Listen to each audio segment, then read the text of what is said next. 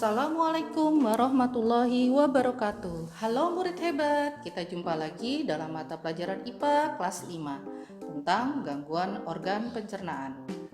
Ada 11 hal gangguan organ pencernaan yang akan kita bahas kali ini. Yang pertama, gastritis, yaitu peradangan akut atau kronis pada lapisan dinding mukosa atau lendir di dinding lambung. Penyebabnya memakan makanan mengandung kuman penyakit atau tingginya kadar asam klorida. Yang kedua, hepatitis, yaitu akibat infeksi virus hati yang masuk melalui air atau makanan. Ketiga, disentri. Penyakit disentri disebabkan oleh bakteri. Alat pencernaan yang diserang yaitu usus. Penyakit ini ditandai dengan muntah-muntah dan buang air besar terus-menerus.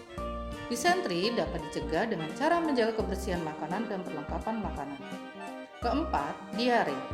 Terjadi karena adanya iritasi pada selaput dinding usus besar atau kolon. Dikarenakan penderita memakan makanan yang mengandung bakteri atau kuman.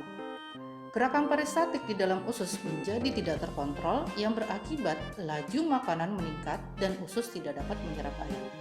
Konstipasi atau kita bisa sebut sembelit, yaitu keadaan yang dialami seseorang dengan gejala feses mengeras.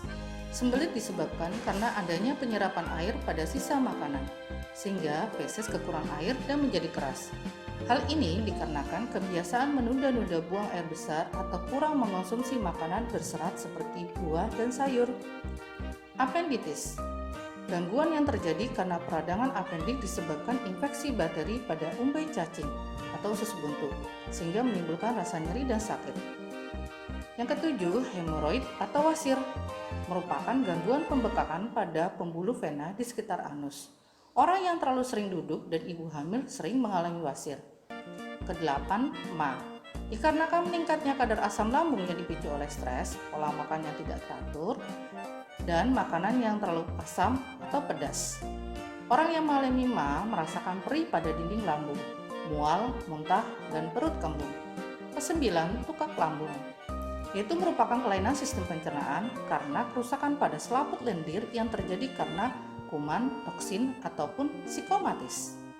Ke-10, malnutrisi atau bisa disebut kurang gizi, yaitu terganggunya pembentukan enzim pencernaan disebabkan oleh sel-sel pankreas atau roti yang kehilangan banyak retikulum endoplasma, biasanya dikarenakan tidak imbangnya asupan makanan.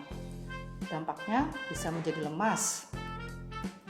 11. Radang usus buntu, merupakan gangguan pada organ pencernaan karena terlalu banyaknya tumpukan ampas kotoran yang tidak tercerna di usus buntu, terutama di bagian umbai cacing hingga umbai cacing meradang. Ampas kotoran yang tidak tercerna tersebut berasal dari makanan yang sulit diuraikan, misalnya biji cabai. Demikian materi gangguan organ pencernaan. Oleh karena itu, kita harus merawat organ pencernaan kita agar senantiasa sehat dan dapat melakukan sistem pencernaan dengan baik. Sampai jumpa lagi di materi berikutnya. Assalamualaikum warahmatullahi wabarakatuh.